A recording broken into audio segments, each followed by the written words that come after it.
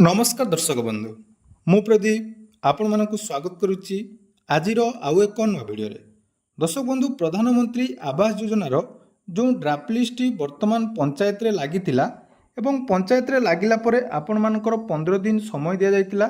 तो 15 दिन भितर आपण माने निजर पंचायत रे लगी ड्राफ्ट लिस्ट रे जो सबु अयोग्य हिताधिकारी माने रहितिले सेमानकर नाम कटिबा पई जहाँकि कम्प्लेन बा अभियोग करिवार मध्य व्यवस्था करा जाइतिला। तेणु प्रथम पर्यायर जदि आम देखा ओडिशार समस्त पंचायत रे प्रायतः ये जो 15 दिन टाइम दि जाइतिला ताहा वर्तमान सरीवाई जाइबा प्रायतः सरी जाइछि। तेणु 15 दिन जो कम्प्लेन देवार व्यवस्था थिला तो सही समय बहुत जन अयोग्य हिताधिकारी विरुद्ध में जहाँकि कम्प्लेन दि जाइथिबो एवं बहुत जनकर कमेंट थिला जे आमे एक्चुअली घर पाइबा योग्य अटू जदि आम एरिया रे कौनसी व्यक्ति आम ना रे कम्प्लेन देइछि ताले सतरे कौन आम नाम पीएम आवास योजनार लिस्ट रु कटिजिवो एइभଳି बहुत सारा डाउट आपण मानकर थिला।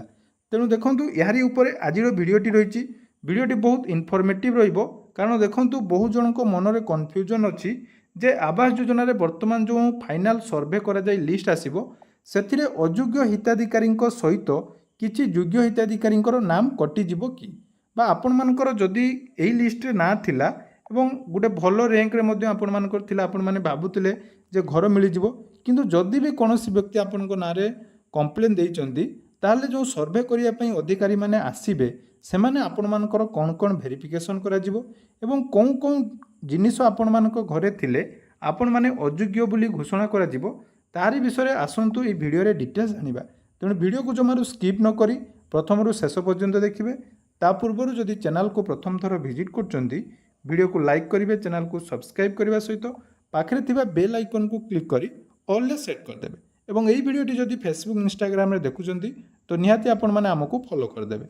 देखंतु प्रधानमंत्री आवास योजनार जो ड्राफ्ट लिस्ट आपण मानकर पब्लिश होइतिला तार गोटे डेडलाइन थिला जहाँकि 15 दिन भितर आपण माने केवल अयोग्य हिताधिकारी विरुद्ध में जहाँकि कम्प्लेन देवे।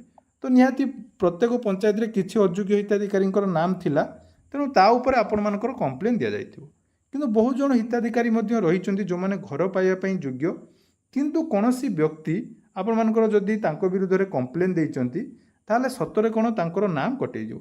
देखंतु आपण माने कहा विरुद्ध रे कम्प्लेन देइथांतु बा आपणक विरुद्ध रे जदि कोनोसी व्यक्ति कम्प्लेन देइचंती डायरेक्टली आपण मानक लिस्ट रु ना कटा जिवो नाही तार पुणी थरे सर्वे जाकी हबो एवं एइटा आपण मानकर फाइनल सर्वे वर्तमान प्रत्येक पंचायत रे आपण मानकर जो अधिकारी मानकु नियोजित करा जायछि सेही अधिकारी माने घर को घर बुलिबे जहाँ ना रे कम्प्लेन अछि तांकर मध्य वेरिफिकेशन हबो एवं जहाँ ना रे कम्प्लेन नाही से लिस्ट रे ना अछि सेमानकर मध्य वेरिफिकेशन करा जिवो तापर जाई प्रत्येक पंचायत रो फाइनल लिस्ट पब्लिश हो। तेणु जेतेबेले वेरिफिकेशन पई हिताधिकारी घर को अधिकारी माने आसुचंती एठी आपण मानकर 12टी जहाँकि योग्यता मानदंड हिसाब रे आपण मानकु घर मिलिबो कि नाही ता ही कैलकुलेशन करा जिवो। केवल आपण मानकर नारे कम्प्लेन थिले जे आपण माने घर पाइबे नाही बा कम्प्लेन नथिले पाइबे सेमिति किछि नाही। प्रथम पर्यायर वेरिफिकेशन टू फाइनल जोटा कि वर्तमान सर्वे रहिबो एही सर्वेटी जाकी निरपेक्ष भाव में करा जिवो। तेणु देखंतु एथिरे जो घर पाइबा पई योग्यता मानदंड रखा जाइछि सेही हिसाब रे ही आपण मानकु घर प्रदान करा जिवो। ता भितरे देखंतु कोन कोन रहिछि एठारे जो प्रधानमंत्री आवास योजनारू बाद पड़िया मानदंड जो गुड़िक रखा जाइछि एही मानदंड भितर जदि आपण माने जाउचंती ताले आपण मानकु जहाँकि प्रधानमंत्री आवास योजनार फाइनल लिस्ट रु बाद करा जिवो। प्रथमे रहिछि जदि आपण माने बा आपण मानक परिवार वर्तमान छात पक्का घरे रहउचंती ताले ए क्षेत्र रे आपण मानकर जोटा कि रिजेक्ट करा जिवो। बहुत जन कोन करचंती ना जतेबेले आवेदन करबा समय रे आपण माने जो जियो टैगिंग करा जाइतिला बा जो फोटो अपलोड करा जाइतिला तांकर कोनोसी गुटे पुराना भंगा एजबेस्ट घर हो बा टाइल घर हो जोटा कि चाल छपर घर तार फोटो अपलोड करथिले किंतु वर्तमान जतेबेले फील्ड वेरिफिकेशन करा जिवो से समय जदि आपण माने छात पक्का घरे रहउथबार सूचना मिले ताहले आपण मानकु एठी आवास योजनार फाइनल लिस्ट रु कटा जिवो।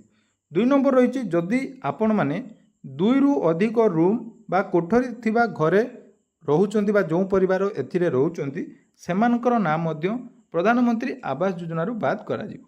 3 नंबर देखंतु रहिछि यांत्रिक 3 बा 4 चकिया जान थिबा परिवार अर्थात जदि आपण मानक परिवार रे ତିନି ଚକିଆ ବା ଚାରି ଚକିଆ ଯାନ ଅଛି, ଯେକୌଣସି ଯାନ୍ତ୍ରିକ ଯାନ ବା ମୋଟର ଭେହିକିଲ୍ ଅଛି, ତାହେଲେ ଏଠି ମଧ୍ୟ ଆପଣମାନେ ପ୍ରଧାନମନ୍ତ୍ରୀ ଆବାସ ଯୋଜନାରୁ ଘର ପାଇବା ପାଇଁ ଯାହାକି ଅଯୋଗ୍ୟ ଅଟନ୍ତି।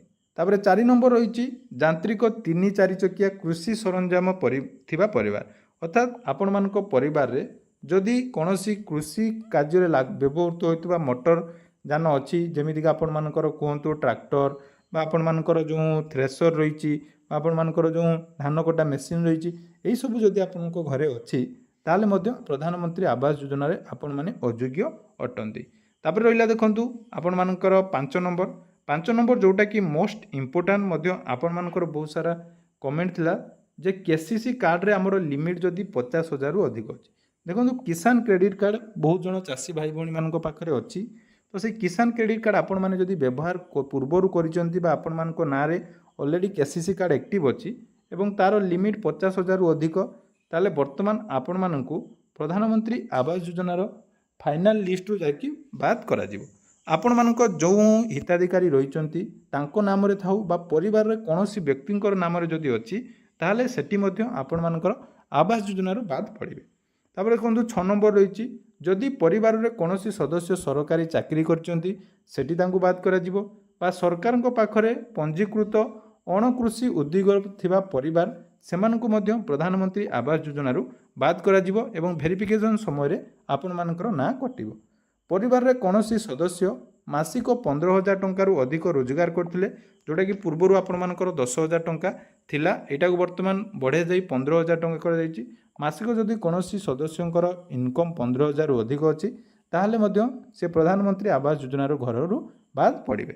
ତା ସହିତ ଯଦି ଆପଣମାନଙ୍କ ପରିବାରରେ ଇନକମ୍ ଟ୍ୟାକ୍ସ, ପ୍ରଫେସନାଲ ଟ୍ୟାକ୍ସ କୌଣସି ବ୍ୟକ୍ତି ଦେଉଛନ୍ତି, ତାହେଲେ ଆପଣମାନଙ୍କର ଯେଉଁ ସର୍ଭେ ସମୟରେ ଏହିସବୁ କାରଣ ପାଇଁ ଆପଣମାନଙ୍କୁ ଇନଏଲିଜିବୁଲ୍ ବୋଲି ଘୋଷଣା କରାଯିବ।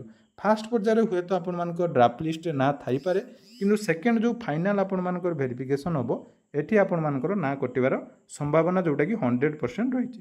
ତାପରେ ଫାଇନାଲ୍ ଏବଂ ଲାଷ୍ଟ ଯେଉଁଟାକି ରହିଛି, ଲାଷ୍ଟ ଦୁଇଟି ନିୟମ ଜମିକୁ ନେଇ ଦେଖନ୍ତୁ ଯଦି ଆପଣମାନଙ୍କ ପାଖରେ 2.5 ଏକର କିମ୍ବା ତାଠାରୁ ଅଧିକ ଜଳସେଚିତ ଜମି ଅର୍ଥାତ୍ ଇରିଗେଟେଡ୍ ଜମି ଅଛି, ଲ୍ୟାଣ୍ଡ ଅଛି, ତାହେଲେ ଏଠି ଆପଣମାନେ ପ୍ରଧାନମନ୍ତ୍ରୀ ଆବାସ ଯୋଜନାର ଫାଇନାଲ୍ ଲିଷ୍ଟରୁ ବାଦ ପଡ଼ିବେ। ଯଦି ଆପଣମାନଙ୍କ ପାଖରେ 5 ଏକରରୁ ଅଧିକ ଅଣଜଳସେଚିତ ଜମି ଅଛି, ତାହେଲେ ମଧ୍ୟ ଆପଣମାନଙ୍କୁ ପ୍ରଧାନମନ୍ତ୍ରୀ ଆବାସ ଯୋଜନାର ଫାଇନାଲ୍ ଲିଷ୍ଟରୁ ଆପଣମାନଙ୍କର ବାଦ କରାଯିବ। ତେଣୁ ଯେଉଁମାନଙ୍କ ବିରୁଦ୍ଧରେ କମ୍ପ୍ଲେନ୍ ହେଇଛି, ଯଦି ସେମାନଙ୍କ ବିରୁଦ୍ଧରେ ସଠିକ୍ କମ୍ପ୍ଲେନ୍ ହେଇଛି ଏବଂ ଭେରିଫିକେସନ୍ ସମୟରେ ତାଙ୍କର କମ୍ପ୍ଲେନ୍ଟି ସତ ବାହାରିଲା, ତାହେଲେ ତାଙ୍କର ବାଦ ହେବ।